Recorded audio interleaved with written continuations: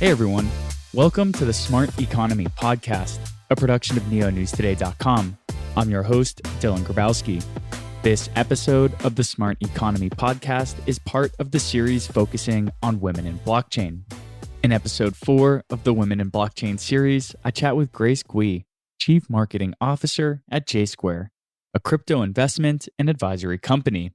Jsquare is an international VC firm focusing on the NFT, GameFi, and metaverse sectors with a mid to long-term focus. Grace was also the program manager at the Neo Foundation, where I was lucky to have worked alongside her for a couple of years. In this conversation, Grace and I discuss her background in the legal field and how she transitioned into the blockchain industry, the international appeal that cryptocurrency offers, how broader macro trends impact cryptocurrency markets, the differences between market cycles, current and future trends that Grace is monitoring, philosophical differences between different VC firms, the inherent inclusivity of the blockchain industry, and much more. Just a reminder, nothing said on this podcast is a solicitation to buy or sell any tokens, that nothing should be taken as financial advice, and that the host or guests may hold tokens discussed in any given episode. With that said, I really enjoyed chatting with Grace, and I hope you enjoy the conversation too. Hey everyone, Dylan with the Smart Economy Podcast. Today we are joined by Grace Gui. She is the CMO of Jsquare. How are you doing today, Grace? Hi, Dylan. Thanks for having me here today. Yeah, hi everyone. I'm Grace from Jsquare. It's a good day. It's also a hot day. Yeah, it's Friday. Thanks to God, it's Friday. I should say that in the past few months and even today, it's an ordinary day, but it's a new day. Thanks for joining the pod on a Friday night. So you said that before we hopped on the pod, you were out to dinner with friends, and this is kind of the first time in many months, maybe, or one of the first few times in many months that, you know, there aren't many lockdowns and you're able to get out and move around. So to kind of introduce yourself to the podcast listeners, can you tell us where you're based and who you are and what you do? Yeah, for sure. Currently, I'm based in Shanghai, China. And I think maybe a few friends have heard that China has been locked down in past few months due to the COVID situation. Yeah, now we are free again. And so today I really enjoy a very nice dinner at the balcony with a few friends. Currently, I'm working in one venture capital called Jsquare as CMO, taking care of the post-investment conversation as well as the marketing and branding in the company. And before that, I was head of marketing at DFG. So Jsquare and DFG, we have the same fund, James Wall, and the two funds' difference will be their investment focus. For DFG, it will be more general, and it starts earlier since 2015. Had a lot of deals in regulated CeFi providers such as LedgerX, Circle, CoinList, Amber Group, as well as deeply engaged in the Polkadot ecosystem investment. While Jsquare will be more focused on the mass user adoption, such as NFT, GameFi, and Metaverse.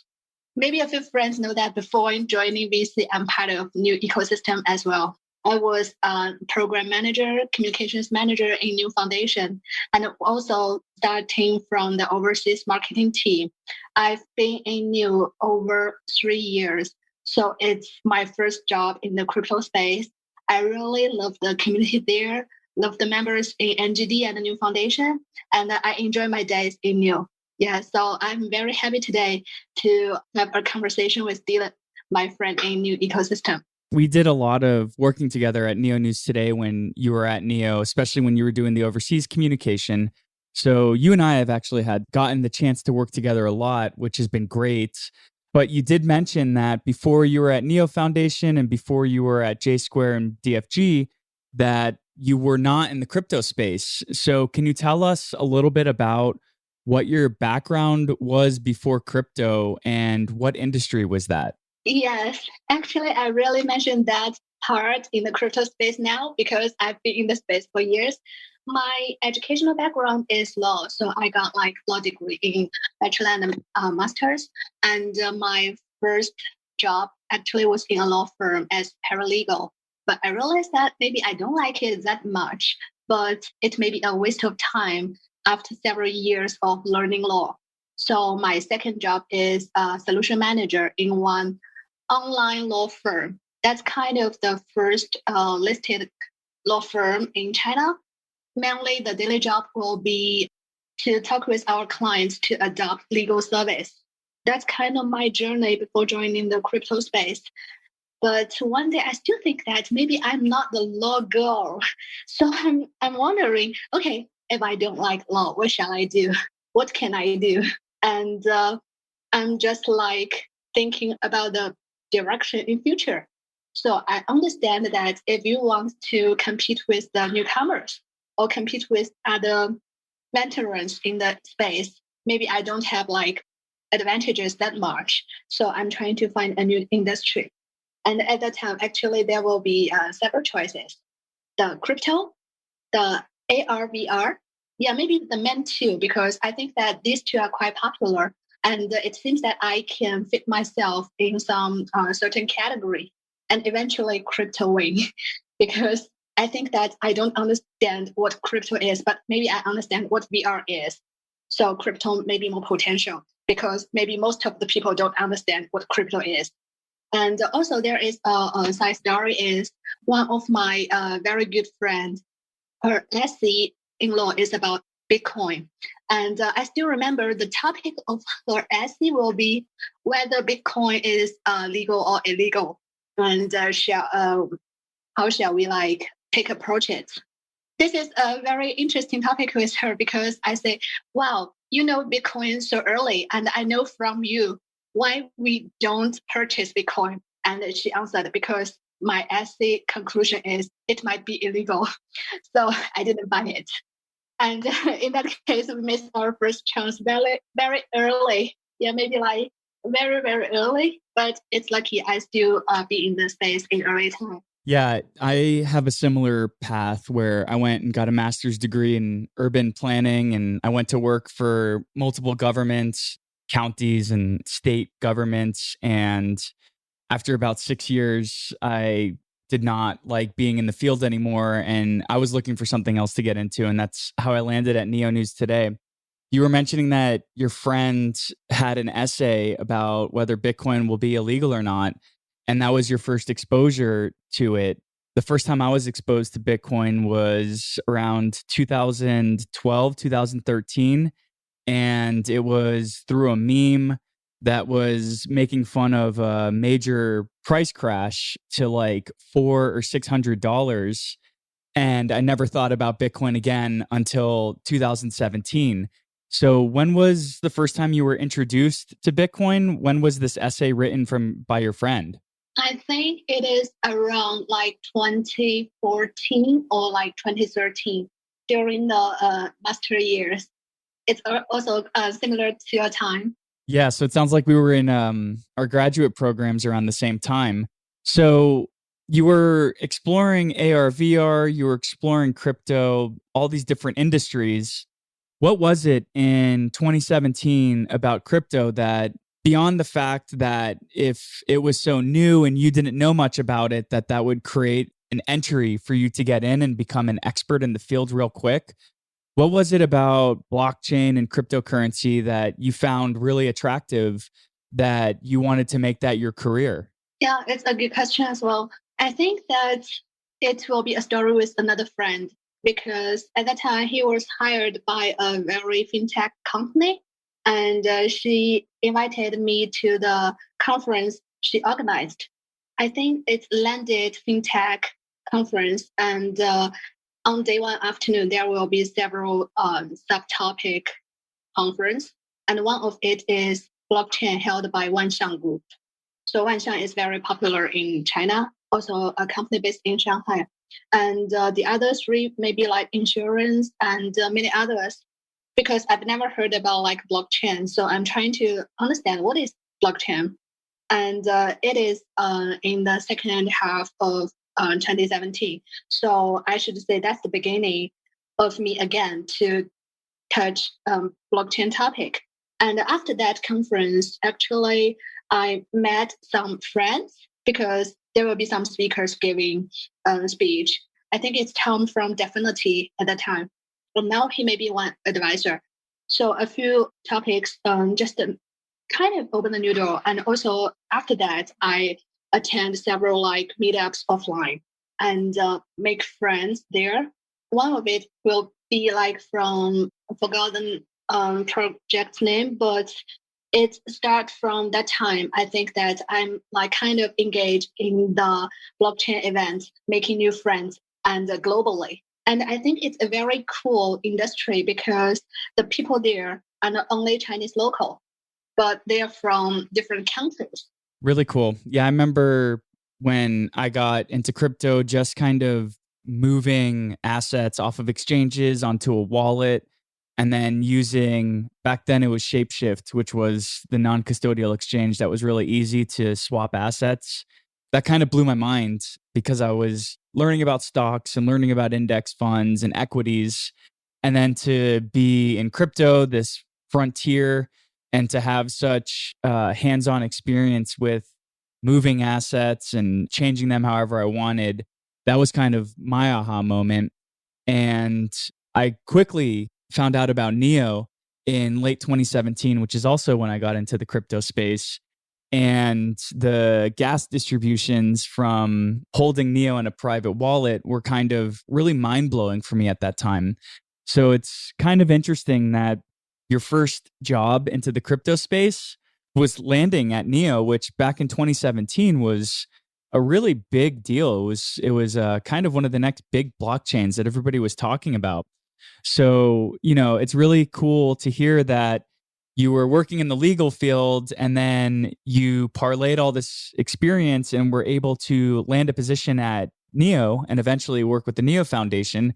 So how did you move from the legal field into landing a position at Neo, which in 2017 was kind of one of the really big chains? So it seems to me like that's a kind of like a dream job to land into in your first cryptocurrency job.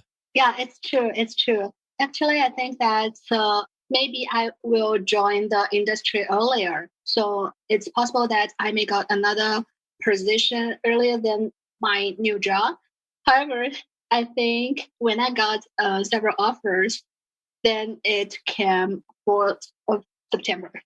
4th of September in 2017 is kind of a disaster. So unlike you that you tried a lot of products and think the financial mechanism in the crypto space is very fascinating, I should say I'm more interested in how the space is working.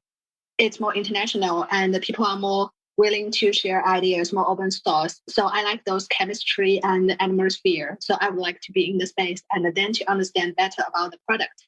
When I first buy the crypto and maybe within 1 week, it's 4th September. So I just got shocked and confused. Wow. So what's this industry? And I just withdraw my resign letter at the time and go back to my former job again.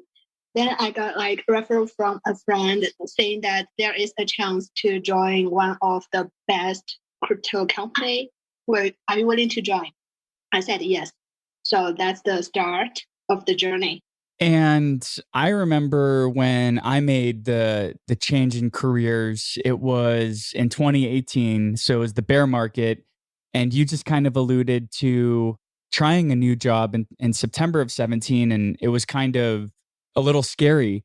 So what was that transition for you like? Were you nervous going into the crypto space? Because back then it was still kind of, I wouldn't say fringe. Like we thought Bitcoin and Ethereum are going to survive, but all these altcoins and ICOs were going off and it was very hectic back then. But I also remember thinking this is a very new industry and I think it will survive, but I'm not sure. So I was really nervous for my first 2 years in the crypto space. What was your experience like when you were leaving the legal field, which we know there's always going to be a legal field. We know there's always going to be lawyers. We know there's always going to be legal work. And jumping into crypto, where you're watching these crazy gains in 2017 and everything getting erased in 2018. For you, what was that experience like? Were you scared? Were you excited about the opportunity? What was that like? I should say excited. Yeah, because actually my personality is kind of willing to take challenge, because sometimes challenge means new opportunity, right? And I seems to need to give up something that people think it's very potential or have very good chance as a career. So I need to try something different. And I think that within the last like decades, the whole world is more international, more open. So when I see an industry that can attract people from different countries and sharing ideas and build something, I think it may be a trend, Otherwise, it won't attract people from different background and culture to do something. And also, it is very related to the technology. Beside of the international, I think high tech is also another trend. So sometimes you don't need to understand all the details. You just follow up your feeling and follow up the direction, follow up the trend. And those kind of high level trend choice will be more important to some detailed choice. I don't understand. It's a good thing. It means not so many people understand it as well. Okay, whether it will fail or not, it needs time to prove it, right? At least at the early stage, it will be a very good chance for you to do some experiments to prove it. So I think that I don't have so many concerns. My concern will be if I don't think it is the right thing or right industry anymore. If I have to insist doing it, I won't feel passionate. I think that part will miss more opportunities. So once I decided to join the industry after the crash of 4th of September again, I think I'm ready already. Otherwise, I will stay in my former job. Once I make the decision, I just feel relieved. Okay, let's go. Let's make it. And back then, everybody was saying, we're still early. We're still early. And today, I still feel that people are saying that. So what are some of the differences between kind of the market crash of 2018 and the recent one we've gone through? What are the differences? And also, what are the similarities? Yeah, actually, recently I'm discussing the same question with a few of my friends. Regarding the similarity, we should say that maybe some kind of the general economic environment is a little bit similar, because in 2018, actually, it also starts of the world economy, right? And it's kind of a crash in 2018. Also, it will be more fierce after COVID. And nowadays, it also starts another crash in economic to some extent, also with some local wars. When the general market outside the crypto space is more prospective, we may have a better chance. However, it doesn't mean if the broader market are hit hardly, we won't be impacted. So that's kind of the similarity to some extent. I should say for the difference, there will be quite many. At least in 2018, it starts from the ICO fever, right? So at the time, you can use your slide to fundraise millions of dollars or tens of millions of dollars. And it's so quick that a bunch of people got rich, and then other people lose their money. So it's kind of too hype. And there's not so many substantial things at the time, just because there are so many soap there. So it's time that people go back to reality, because there are not so many new money coming in, and it's time to stop the game. And this time, I think the market is more mature.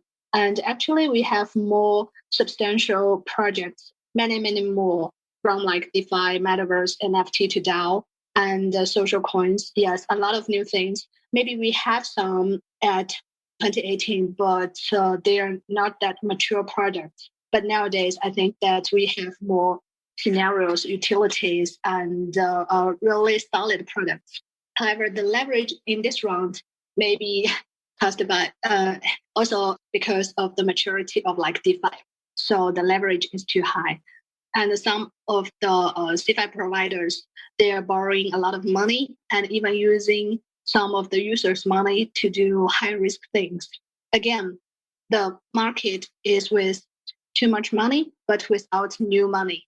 So it's similar, but it's different. Do you think that this time around, we had the same market participants from the ICO boom, but in 2022 and 2021, we also had a new class of retail that was participating in the market?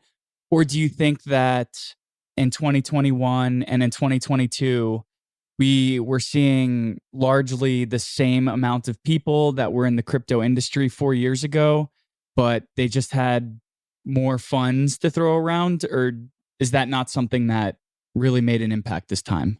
I think it's glad to see new people coming in the industry.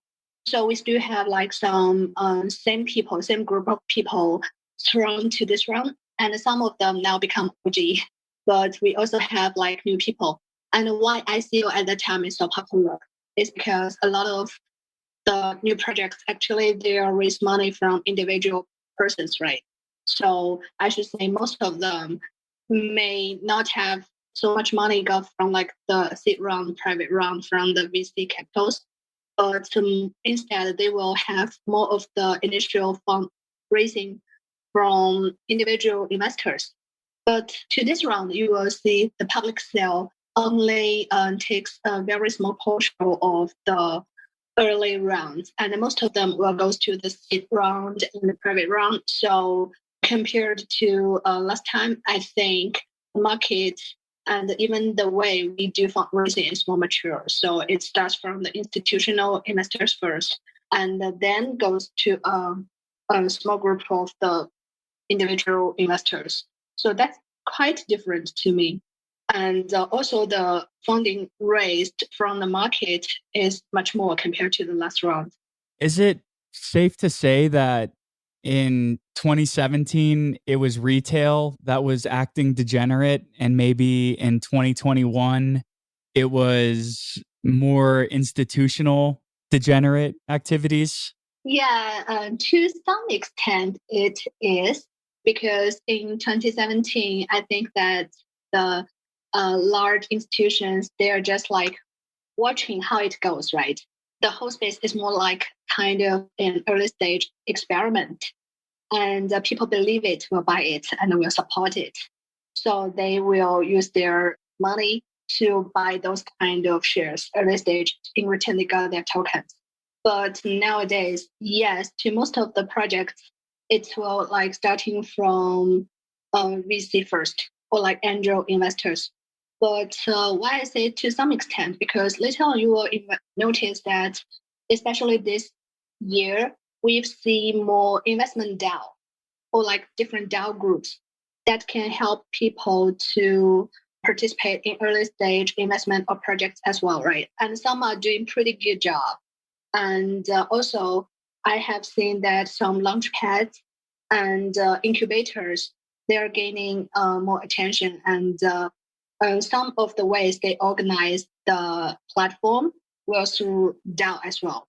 So maybe for this round, starting from the institutional, but now it can be institutional plus DAO, so plus the individual investors. Okay, so we can't just say this time around it's the institution's fault for the leverage and kind of crazy activity we saw, that it's a little bit spread more across the markets. And also in 2020 to 2021, we also saw the emergence of DAO-based investing. I remember the first time I kind of saw this DAO approach was with Metacartel in 2018, 2019. So it's been really cool to see this expand across the ecosystem to other areas and other chains as well. Of course, Neo now has grant shares where you can apply for seed funding essentially to the Neo developer community, and it will be on them to decide whether they want to invest in the project that you propose or not.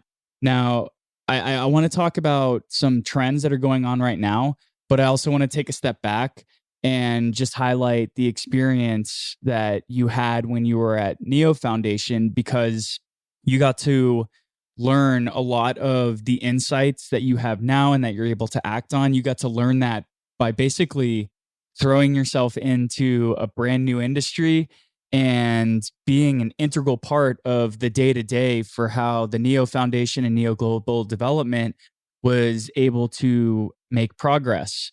So can you just give us a little bit of a highlight of the work you did when you were at Neo and kind of who you collaborated with and how you made things happen? You mentioned like the grant shares, and I think that I may be part of the initiative as well, right? Because in the past, it may called like new grants. And that kind of effort is because at the time, we would like to have a more public mechanism that can attract more developers to join our global developer communities. Because we have a very united communities for years, COZ, News Today, and a lot of other developers around the world. So we hope that if we can have some clear published mechanism for them to understand how we work and how they apply for funding, then it will be easier for them to join us as well. So I think that me and a few members, such as like Dean and Steven, Long Fei, and John D, we are like having a lot of discussion on it. I'm very glad that grant shares actually nowadays can help with that purpose to provide early stage support to talented developers. As I mentioned earlier, that I started from the new overseas global marketing. Very beginning, I was like responsible for those overseas events, starting from DEF CON and then like the Hackathon 2 in Europe and the second DEF CON. So it's about like traveling around to offline, meet our global communities and share what we are doing and what's our follow-up roadmap for them to understand and join us to build. So that's kind of my main job at the time. And also at that stage, I think that's when we start to work together with New News Today. I still remember the first conversation we had is in Eric's office, because at that day, there is no vacant meeting room. And Eric, at that day, I think at the time, he is not in office. So we just used his office and the whole marketing team. I think no one dared to, it's not like dare, but we don't feel comfortable to sit on Eric's chair. So we all like sit on the floor and the whole marketing team sit on the floor and making calls with Dean. And I think maybe also you and I'm not sure if that time you are there. Yes, maybe right. Maybe. Me and Edge, maybe. Yes, you and Edge. So the marketing team in Shanghai and the NNT team, okay, we have our first meeting. That's how we begin to be more collaborative in the marketing side. So starting from the events and later on more to the PR side, because then we are partnered with EAK, Aaron's team, that giving more exposure to our second DEF CON in Seattle, and also invited a lot of very nice reporters in top tier media and KOLs, such as like Data Dash, etc., to our on-site event. So I should say my role in the NGD team is more about like traveling around to make friends. It's very lucky. And that's why I also got the opportunity to join New Foundation, because Eric needs someone that can help him to communicate more with global developer communities. And I was doing that already through those events. So got the chance to help with him and having more conversations regarding how we build the product. I'm very excited because I think that marketing is about telling what we are doing, but joining New Foundation means I have a chance that can helping making some strategy. And when I was like in New Foundation, actually starting from regular course with co-developers and global developer communities, I think in the past we may only have the chance to meet each other during DEF CON, but we don't have so many interactions outside GitHub. So I'm trying to build more channels outside GitHub And it seems that those communication is beneficial because sometimes it will be easier to reach agreement within a shorter time. And later on, I think that we luckily got John Daviders be more engaged in foundation as well, such as my colleagues Longfei and Steven. And we as a group can discuss more strategy about how to grow the community and how to facilitate our industry launch. Yeah, that's quite a good journey. Yeah, DevCon 1 in San Francisco was my first ever crypto event that I attended, and it was pretty awesome to be there.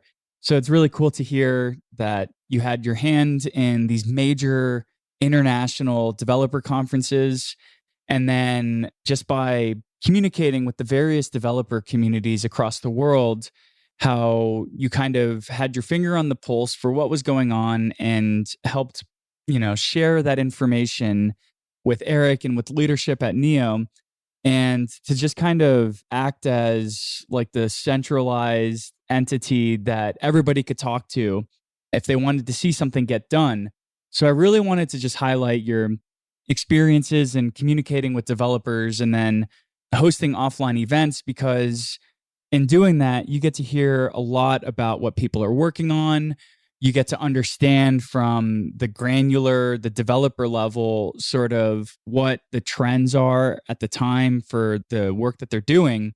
So you really got to be in the weeds day in and day out while these major trends were growing across the industry, like the addition of oracles and the building of distributed storage networks. Like during your tenure at Neo, this was kind of the infrastructure that was being built and a lot of technological trends that people were talking about. Now it's 2022. We've built out these robust networks. We've seen various different Oracle and distributed storage networks, and the trends have gone beyond just infrastructure that, we were seeing be built in 2018, 19, and 20. So what are some general trends today that you're seeing in the blockchain and crypto space from the VC's perspective? Yeah. So I think that in the last round, actually, we may be more focused on building the infrastructure, especially the public blockchains.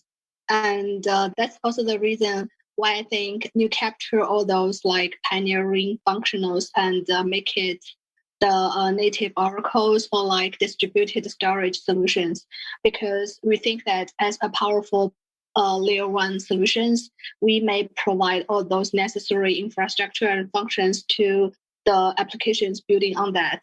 So nowadays, I think that the infrastructure layer will be more mature and some of the solutions will be decoupled, right? For example, there will be separate oracles and distributed layers, and there will be different choices. So it will be easier for the applications to be successful because they don't have to hands-on to work on a lot of infrastructure by themselves. So they can save time to do more research on how to onboard users to adopt their solutions. And that's the reason why I think nowadays the metaverse NFTs may be more popular, because the end users can understand it. And the projects will be easier to launch a new project within weeks, even within days. So the first change will be we are seeing more solid applications coming out. The second one will be the categories seems to be more solid as well, because at that time we also have the game back in 2018, and I also remember that New also hold a new game conference in Japan, in Tokyo. So in 2018, I think at the time we have the CryptoKitties, and we have a lot of other gamings.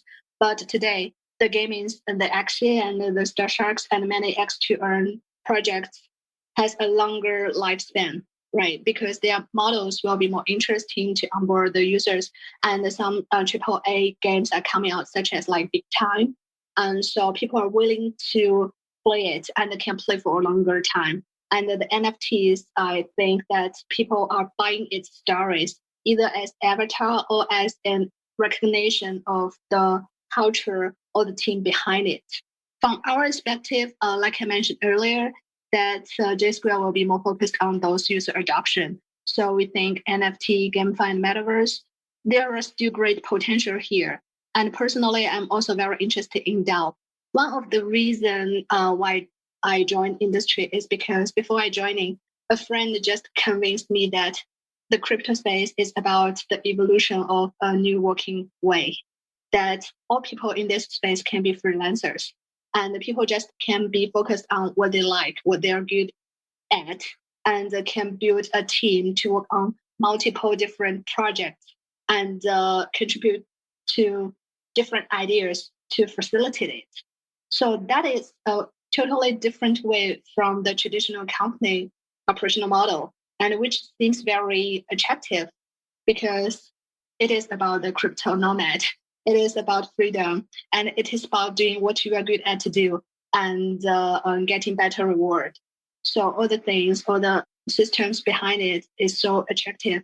And I think that currently we may have like more usable DAO tools and DAO mechanism and some very good DAO models to refer to. So this is very cool. And also something like the DID, even though maybe it's not easy to facilitate it, but definitely the ownership of the identity and the asset is something that we want. And maybe I think that New at the very beginning is working on the digital asset, right? That is something very attractive in the space. Even the NFT is digital asset. Even those like tokens are digital asset. So I think we are facing a lot of new things and we will see more coming out. And personally, I will be very interested to see those about user adoptions. You worked at Neo for many years, and you were saying when you were at DFG, you focused on the Polkadot ecosystem. So in your role at Jsquare now, how important is the layer one network when you're evaluating projects or when you're working with projects? Are people or investors or fellow VCs really focused on L1s, or are they focused on products and not necessarily on the underlying layer? First of all, I think different VCs may have their different investment philosophy and preference, so different strategies. I think that for layer ones, most of VCs still cares.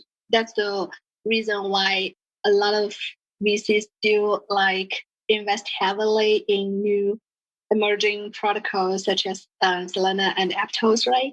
Because they still think that the underlying part, the ecosystem is important. So to some extent, all the VCs will care about that part. But eventually, I think the investment decision will be made based on the specific cases. So for example, are you believing the team's capability?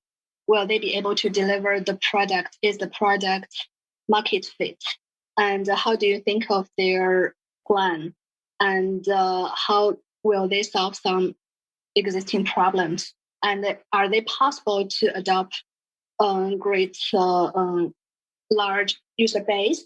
So I think that there may be some standards to make the individual decision, but ecosystem is also something we care. But in the other way around, I think ecosystem project, if there is a popular use, which will make the ecosystem perspective again, right?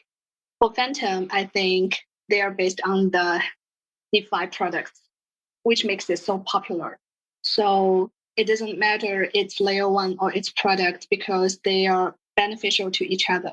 So from your perspective, this year has been a massive unwinding of leverage and poor token models. So when I say this, I'm thinking of these massive collapses we've seen at the protocol level with Terra, at the lender level with Celsius and Voyager and BlockFi, and even at the VC level with Three Arrows Capital. So In VC, were you and your teams seeing warning signs of these kind of over leveraging?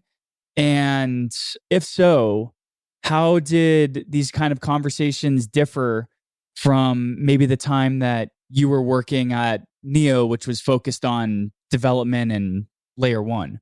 Yeah, I should mention that my boss, our co-founder, especially like James, he has a good risk management, very instinct with the general market performance.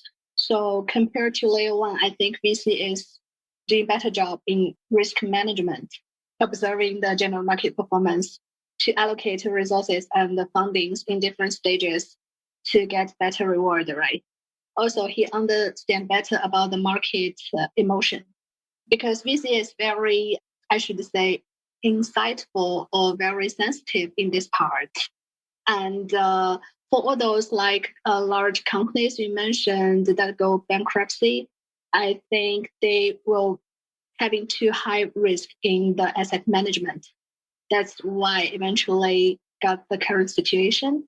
And for layer ones, actually their job is about like building very solid infrastructure and support the ecosystem to build really useful and good applications. So they're about like spending money for better products. And I should say that the goal of VC and layer one to some extent is a little bit different because VC, even though they want to invest the best product and the most promising project to, and also support them during the post-investment stage, but they purchase the interest as well. But layer ones, the interest is not that priority. They would like to get better product. So no matter like bear market or bull market, they have to allocate resources to support the ecosystem building. But the wise way maybe will be some asset management to have a better chance for long-term sustainable support. Very interesting insight about the different types of industries across the crypto space. In 2020, the major trend was DeFi. I would say in 2021, the major trend was NFTs. I'm not quite sure what the major trend in 2022 is. Maybe it's just another bear market, but maybe from where you stand, what do you think the major trend will be in the crypto space next year in 2023 and beyond? It's about prediction. It may also be a guess, right? Because in 2020, maybe the beginning of 2020, nobody can imagine how DeFi is so booming and prospective. So usually guess sometimes is only guess because people cannot imagine booming new things, how quickly it will happen. But I think it's only like personal opinions. Lately, I see the market cool down, but people are more interested to discussing about building something. And a lot of like DAOs are pumping up, and there will be research DAO, and there will be like investment DAO, and like builder DAO consist of like developers. And some of the DAO groups, they are trying to build the tools that facilitating those DAO groups. So I think that these kind of DAOs may not be like as big as DeFi projects, but they are a new way of working. So currently, I think in Q2 and Q3, we will see more DAOs coming out. And even though the DAO may not be the eventual DAO that I can imagine of, but I really like what they're building. And also the game, and I think GameFi still has a good chance because people are starting to realize only to earn is not enough because people will easily get tired of it, especially after more users joining in when the economic model seems doesn't work. So they are more focused on making the games more interesting. You can imagine that people will easily get bored after a day of work. They want to have some fun. So if people can have some fun and earn something at the same time, they will feel happy as well. So I believe that the game and metaverse also has a good chance as well. Cool. And kind of moving into our final segment of the podcast, the series is focused on women in blockchain. And something that I noticed when I went to Shanghai in 2019 for the NEO Community Assembly was that the NEO Global Development Office had a very good distribution of men and women that were working at the office. Whereas when I go to meetups here in the States, or I go to companies that are focused on the blockchain space, there was a very male dominated presence. So I'm just kind of curious to hear, what are your general thoughts about women in the blockchain space? Is there more of an opportunity? Just what are your insights? Actually, I think that I've seen many women in the space, especially around me. And usually girls will be easier to communicate and understand the other's feelings. So they may be more capable in some like communication roles or marketing or like BD roles. So I've seen a lot of like co-founders in really good media and CMO roles in different like projects. And also I have seen very talented developers. Maybe that part I should say developers usually will have more male developers compared to the female developers. However, I've started to see more women developers as well. So this space is quite neutral as long as you have your skill set and you feel confident and you can make contributions. It's not only a man career, right? And we also see so many like NFT focused on women. It's well received. So I don't see the male or female is kind of something we should focus on because it's so natural to me to have female colleagues around me. There's another kind of thread I wanted to pull on, in that you mentioned that there's a lot of male developers, but there's also a lot of anonymous and pseudonymous figureheads in the crypto space, because all we have to be on Twitter is an avatar, right? Yeah. And on GitHub, all you have to do is produce code. Like, no one has to know who you are, what you look like, what you're into, or anything like that. So do you think that because blockchain has this kind of pseudonymous and anonymous feature, that maybe that makes it more welcoming or more of a even playing field? To some extent, yes. Because if you don't want people to know that you are working on certain projects, you can choose to be anonymous.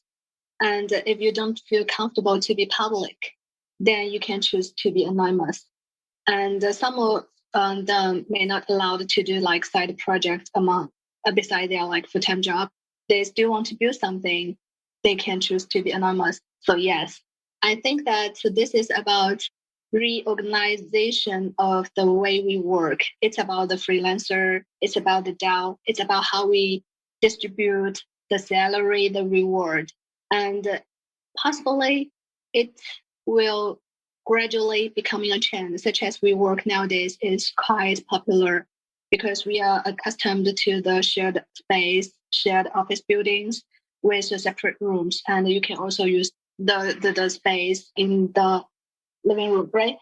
So people can eventually don't have to go to the office.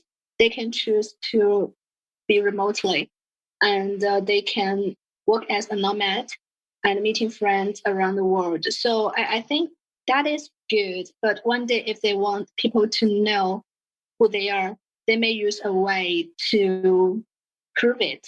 And you know that Bitcoin is developed by Satoshi, and we don't know who he or she is. So it doesn't matter. The thing is here, and it doesn't matter if we know him or her. Awesome. And kind of the last question I want to ask you, what is the role of mentorship? I noticed throughout this conversation, you're very gender neutral, actually. You're saying that men and women have, from your perspective in this industry, an equal opportunity to rise. So I guess generally, what's your thoughts on the role of mentorship? How important is it to help people succeed? How do people seek it out? What are your thoughts? I think if you can get a good mentor, it will be very lucky.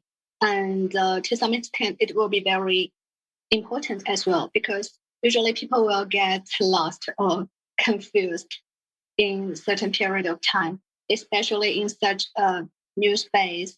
There are a lot of things ongoing. There are so much news happening every day, and there are so many opportunities, also some of the failures as well, right? Maybe one day you just think that, where am I and what I can do and what I can do best. So if someone with rich experience can guide you in some way, it will make you more clear and confident to stick to what you're good at. I should say that personally, I also have those lost moments. And sometimes I just cannot figure out what's the best solution.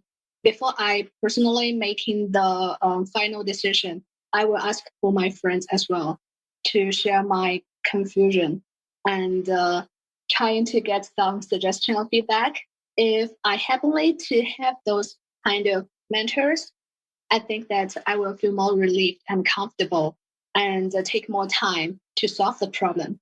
That's the reason why I think incubators and those very reputable VCs are more important as well, because they may provide really good connections and resources and support for early stage projects.